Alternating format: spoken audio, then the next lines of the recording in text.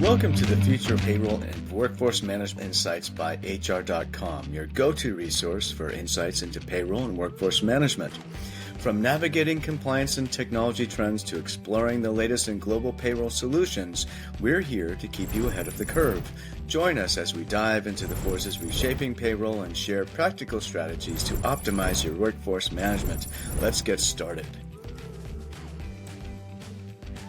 Well, hello everyone, and welcome to the latest episode of Future of Payroll and Workforce Management, a podcast here at HR.com, where I'm executive community leader for Future of Payroll and many other things. But enough about me.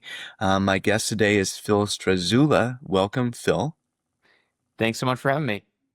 Oh, yeah, absolutely. Thank you for agreeing to be a guest on the podcast. And we have a really interesting conversation today. You are founder of SelectSoftware Reviews, and we're going to talk about what that means for HR technology and all of this. But as I like to ask all my guests, what got you into the world of work? And in this case, HR technology. What's your passion in this space? Sure. My story is I originally started my career off working in venture capital, doing early stage software investing. I always wanted to start a business. So I went to business school and taught myself how to program. And I've always been interested in people's career paths. Why do they do certain things? Your career is such a huge part of your life and your day. And I basically was curious about how do people do everything from transition out of the Navy into corporate to climb the ladder to become a salesperson to you name it. So I started a platform where people could share those stories. And what was interesting is that HR professionals found this platform and basically said, hey, could we put our employees on this platform because we want to showcase what it's like to work at our company, especially because there's this thing called Glassdoor that's just kind of coming out. And it's basically everybody that we fired goes on there and complains about working at our company. And, you know, our average rating is a 2.7 or whatever it is. And this is back in, 10, 15 years ago when Glassdoor truly was novel. And I said, oh, that's interesting. Sure. I just kind of built this as a fun project, but why don't you have your employees do that? And then the next question was, well, how do we get these on our career website? And how do we get these into our social media and our email correspondence with candidates and everything else? And I said, well, geez, that's going to be a lot of work. We need to charge you for that. And that became a business. And we were building this sort of employer branding SaaS. And I did that for 5+ years. And I really wanted to start another company. I realized we were integrating with all the applicant tracking systems. And so I would always ask, why did you buy ADP's applicant tracking system, which is terrible? And they would basically say, well, we already had this system. Maybe we're using their payroll.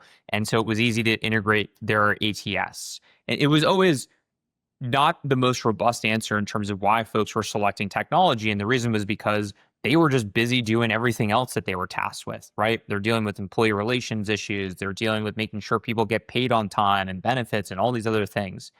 And so I said, oh, that's interesting. I wonder if I can help people find and buy the right HR software.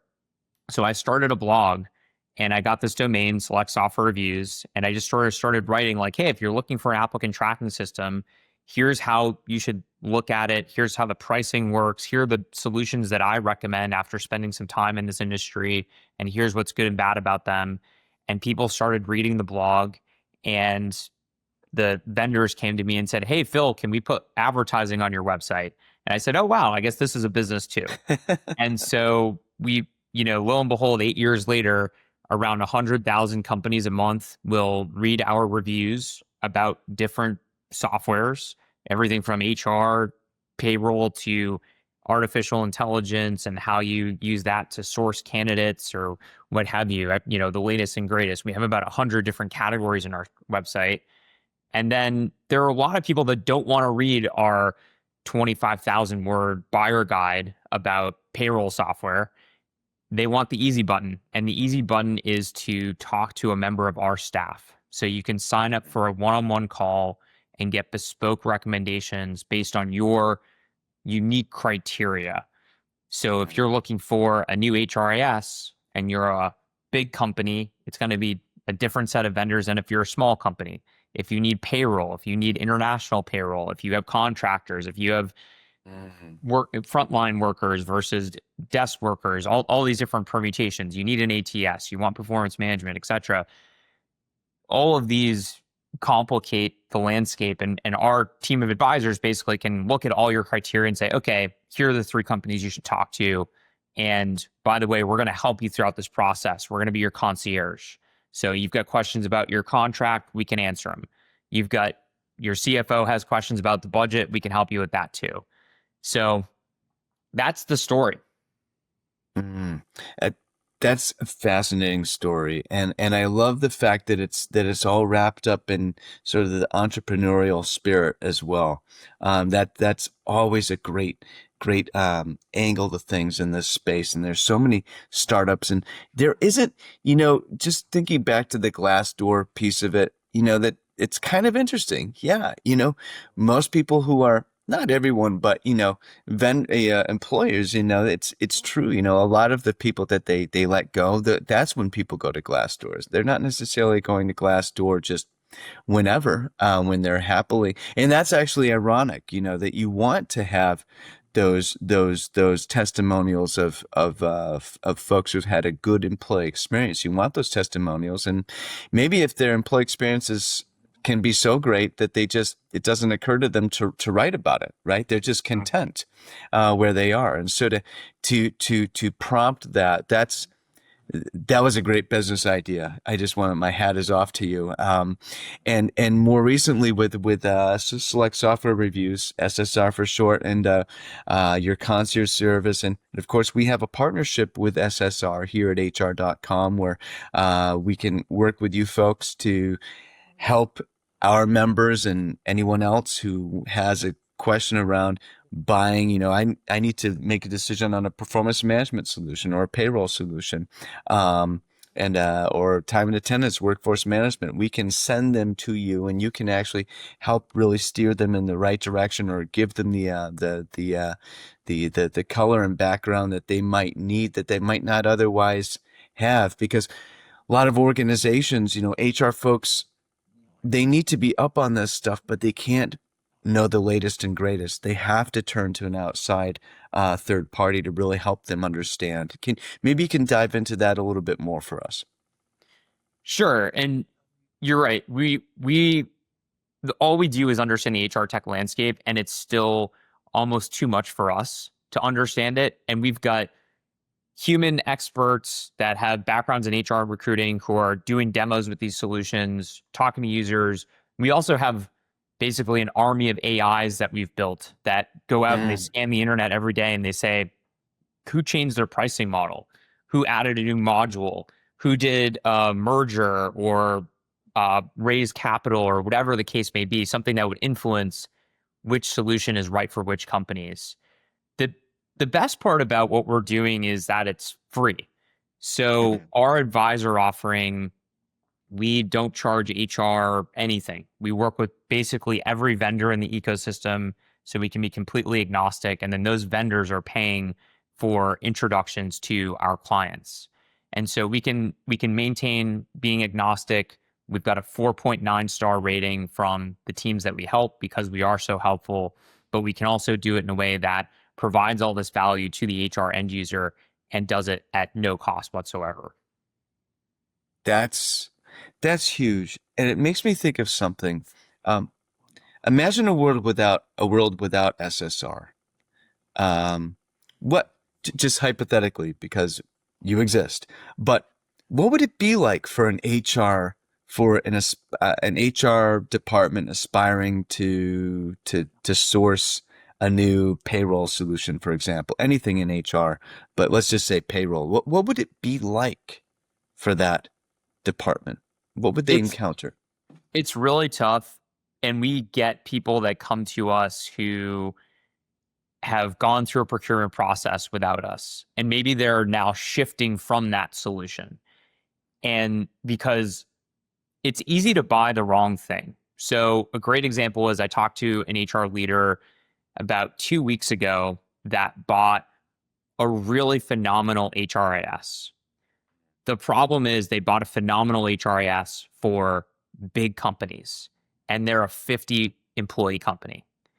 And for this particular vendor, you really need a full-time employee to manage it because it's so complicated. It has so much features and functionality. And when you're doing the demo, you're like, this is amazing, right? It has a great employee engagement tool, and it manages our international employees perfectly. And it's so thoughtful and blah, blah, blah. You're like, it's so much demo candy. And the sales rep is candidly very good at selling that demo candy. And so then you buy the solution, you get through implementation, and you're like, oh my gosh, like I'm an HR person, team of one, and I've got a million other things on my plate. I certainly don't have 10, 15 hours a week or more to manage this system. And that's really what it requires to get the juice out of it that rationalizes a pretty high price tag. And so that person came to us, and we are helping them find a new solution. Another example, somebody came to us about a month ago, and they've been looking for a new applicant tracking system for 8 months. And it's been fits and starts, right? It's like we're feeling the pain, but we've got to recruit. And so I'm busy doing that. And I'm kind of looking for an ATS on the side. And I think they looked at 10 or 15 solutions, which, that's going to be 40 plus hours of work spread out over the course of months. And they hadn't found something that met their criteria. And they gave us their criteria. We introduced them to a vendor. And 3 days later, they signed a contract and they were live 2 weeks later. And so I wish we'd found that person months and months prior to save them all that time and effort, because we would have just said, hey, here's the vendor that's that's exactly what you're looking for all your different little idiosyncratic criteria. So really it's saving time, it's saving headspace, and importantly, it's making sure that you're talking to the right vendor so that you select the right vendor, because there's no perfect solution out there. I don't want to pretend, and these solutions have to be used, and they have to be used appropriately. These aren't silver bullets for, fixing culture, fixing hiring processes, whatever the case may be. But making sure you get the right one is very, very essential, especially when you're talking about lots of money and sometimes multi-year contracts. Yeah, absolutely.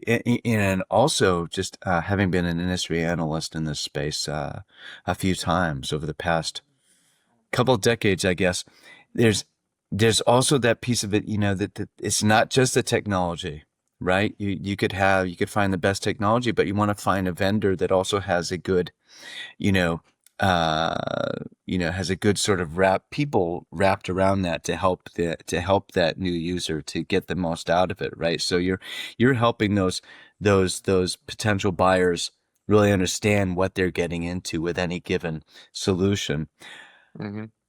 There's a lot of information out there from different sources about the vendors, right? Mm-hmm. And let's just kind of drill into this a little bit. You have the industry, like the big three industry analyst firms like Gartner, IDC, and Forrester, and they have their their annual rankings for different types of software within HCM. They have their quadrants and all this kind of stuff, and then you have all sorts of case studies out there, case studies from the vendors themselves, third-party case studies, all sorts of information about the vendors that if you were to sort of aggregate this information, you would if you had enough time, we talked about time a minute ago, right? If you had enough time, you could kind of just figure it out, okay, and rank the vendors. But there's also that, getting back to the concierge part, right? It's not about, can you talk a little bit about just like taking a holistic view of a potential new software provider for your HR needs? Like what would that mean within the context of kind of the backdrop I just described? Sure. Yeah. And I think one of the important aspects of what you just articulated is there's lots of information, and the vast majority of information is extremely biased. So for some of these larger analyst firms, the people who are making it into the chart, the vendors are paying, you have to pay to be in that chart. And so if you've got a phenomenal vendor who's not paying, they're not in the chart. And I would say that even if you go online and you read like G2 reviews would be another one where it's like, hey, these are third-party users writing these reviews. The way that those reviews are collected is very biased. And they're paid, people are paid to write those reviews after they have a positive experience with the vendor. And so that's why, your average rating on G2, I think is like 4.8 or something like that. And not every software is a 4.8, especially for different types of companies. So it can be really challenging to kind of parse that information. I think another place people go to is their local community, whether that's a SHRM chapter or a Slack group or a text or WhatsApp group or whatever you have. And you say, hey, what do you think about ADP, Bamboo HR, name your vendor, or we're moving off of X, who should we go with? And you're going to get a lot of opinions, and some of them are very informed, and many of them are not. Because what I like to do is when I see a thread like that, we're always trying to learn. We're always trying to get better and have our reviews be the best on the internet and have our advice be the best. And so I'll DM people and say, hey, what do you love about this vendor? You just said this is amazing. What do you love about it? Well, I don't actually use it. I saw them at a conference and it looked really good. Oh, okay. So you've actually never used it. You're just like in a Facebook group saying X is amazing. Uh, and so it's like you kind of have to dig a little bit into why do you think this? Because somebody else might say X is terrible and they're a customer, but maybe they're terrible because it's the case that I talked about earlier where somebody bought the wrong software for their size of company. And it's like it's terrible because you need to have a full-time employee managing the system. And maybe for me, I have a full-time employee. Maybe we're a 1,000-employee company. I've got a larger HR team, and I've got an HRS analyst who's going to actually manage the system. Maybe that's the best system for me. So I think it's really hard to get the right information. And again, the biggest problem here is that for most people buying these systems, this isn't their job. This is like 2% of their job, and they're already 120% over capacity. And so are you going to become an expert? Hopefully you don't have to be. And that's why we exist. Yeah. So many thoughts and related to what you said. One of the things is that the buyers, you're right, this is not this is not in their wheelhouse necessarily, and like sourcing and figuring out what new technology to buy, right? It's about 2%, should be about 2% of what they're doing, right? They need to arm themselves with someone, with an ally Mm, that can kind of, not to be too hyperbolic here, but protect them from the salespeople, right? I mean, yeah. shame on the vendor that's designed for a large organization, um, you know, closing that deal with a 50-person organization, right? That's how I view that. But there are a lot of good people out there, a lot of good people out there selling software in HR as well. But Sure.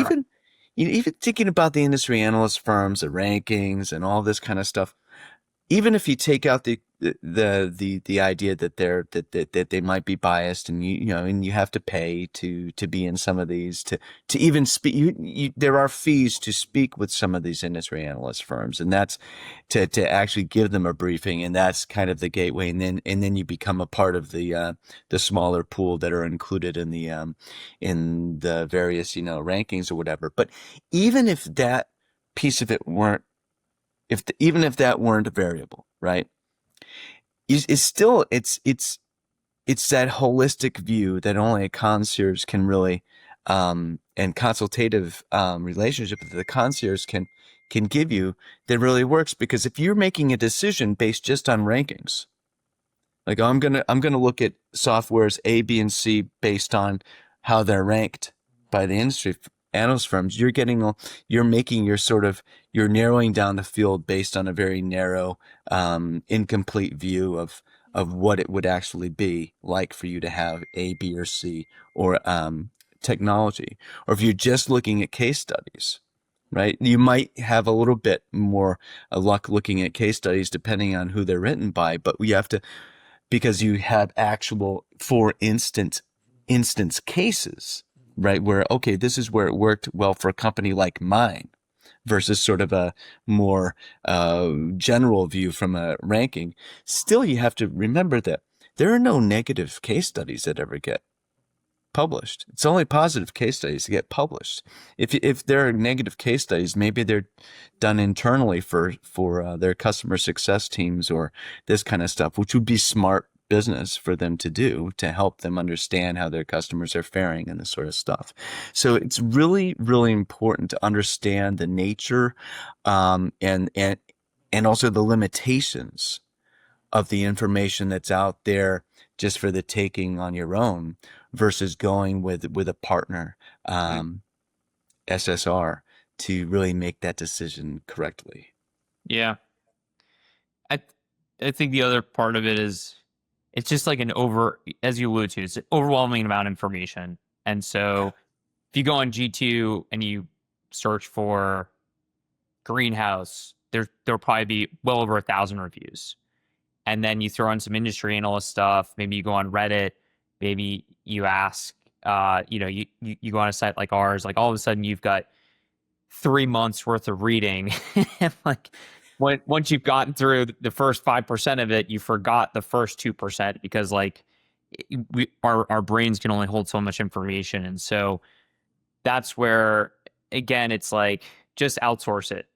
Just especially that's why we came up with this, right? It's like if we could basically we were like if we can create something that's free, that's valuable, that has a super high rating, that is something nobody wants to do or should do.